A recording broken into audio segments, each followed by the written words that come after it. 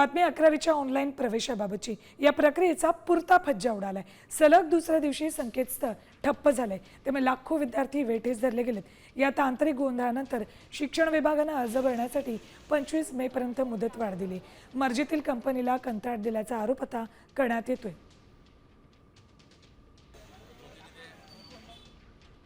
विद्यार्थ्यांना फॉर्म भरण्यासाठी नक्की काय अडचण येते सांगतायत आमचे प्रतिनिधी।